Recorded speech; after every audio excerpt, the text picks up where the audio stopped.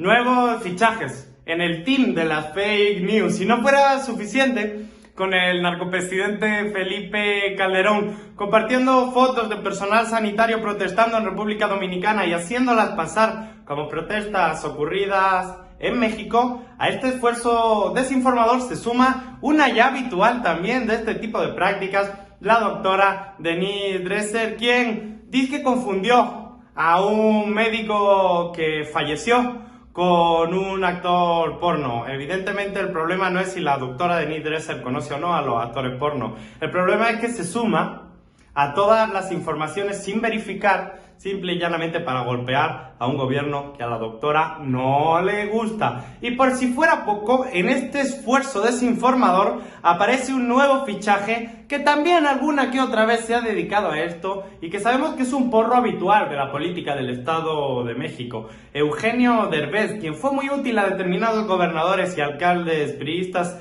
para el golpeteo político. Y es que estos son los cuadros informativos que va a utilizar la derecha durante esta pandemia para intentar ensuciar el debate público. Nosotros, por nuestra parte, seguiremos confiando en las fuentes de las autoridades sanitarias sin caer ni en la desinformación ni en la mezquindad.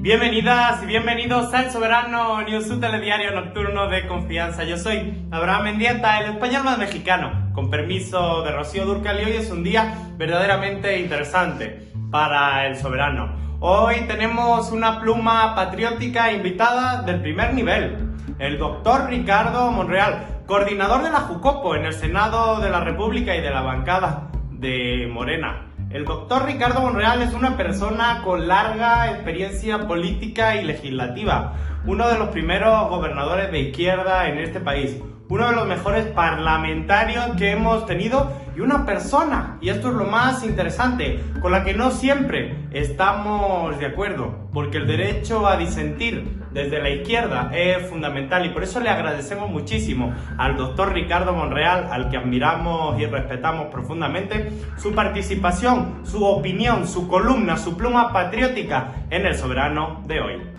Y ahora seguimos con la participación de nuestra querida compañera Camila Martínez. ¡Qué vergüenza deben de estar sintiendo los agoreros del desastre! Después de que esta semana hicieron el ridículo de su vida al intentar aterrorizar a la gente diciendo que por culpa de Rocío Nale, México quedaría fuera de los acuerdos de la OPEP para la estabilización de los precios del petróleo. Nada de esto sucedió. Al contrario, México no solamente se mantuvo firme en cuanto a su determinación por proteger el petróleo nacional, sino que además logró concretar un acuerdo benéfico para nuestra economía, en el que solamente reduciremos 100,000 barriles de petróleo en comparación con los 400,000 que se había propuesto en un principio. Pues, la comentocracia quedó bastante mal. Y es que ya van varios chavos. Incluso desde antes del inicio del gobierno de la transformación, había quienes buscaban capitalizar la incertidumbre, pero quedaron expuestos no solamente por sus terribles lecturas políticas sobre los acontecimientos del país, sino también por su torpeza y su falsedad.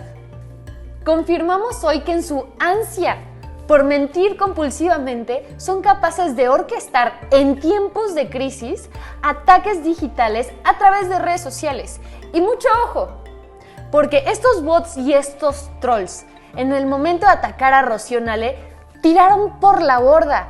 Olvidaron que hace apenas unos meses predicaban falsamente los principios y las demandas feministas.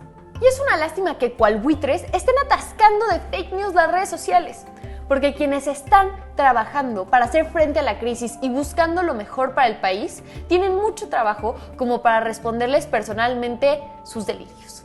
Así es que lo mejor que podemos hacer todas y todos desde acá es quedarnos en casa, investigar y desmentir, evitando hacerle eco a estas voces de la twittercracia que no suman, no trabajan, no representan y solamente revientan.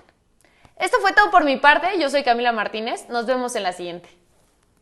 Muchas gracias, querida Camila Martínez, por tu participación. Y seguimos dejando incluso un poquito de lado la actualidad y haciendo un esfuerzo humilde y pedagógico para intentar explicar a López Obrador a todos esos sectores que nunca jamás lo van a entender. Pero recuerden una cosa, sobre aviso no hay engaño. Andrés Manuel lleva diciendo ya una década de su vida: por el bien de todos, primero los pobres. Y así lo hizo en la Ciudad de México cuando gobernó. Y así recorrió el país en las comunidades que estaban completamente abandonadas por el neoliberalismo. Y así priorizó los programas sociales de su gobierno cuando llegó al poder ejecutivo. Y así se va a comportar en un momento de pandemia, donde las personas más vulnerables son aquellas que no tienen un salario fijo, aquellas que dependen del trabajo informal, aquellas que viven lejos de los centros urbanos pero se tienen que desplazar a ellos para trabajar, adultos mayores, pueblos indígenas, estudiantes universitarios que no tenían ningún tipo de apoyo para poder continuar, sectores vulnerables que, si no fuera por el abrazo y el apoyo del Estado, sufrirían el doble de fuerte las consecuencias de una pandemia que principalmente cargarán los humildes sobre sus espaldas. Así que a nadie le sorprenda si en el relato fundacional del presidente López Obrador primero van los pobres y nunca más un FOBAPROA. Para gestionar una pandemia, una emergencia sanitaria, primero van los pobres y nunca más un FOBAPROA que ponga la factura de las grandes élites a pagar por las grandes mayorías sociales. Yo soy Abraham Mendieta, el español más mexicano. Con esto me despido, les mando un abrazo fuerte y ojalá nos puedan seguir en las distintas redes sociales y en nuestro canal de YouTube.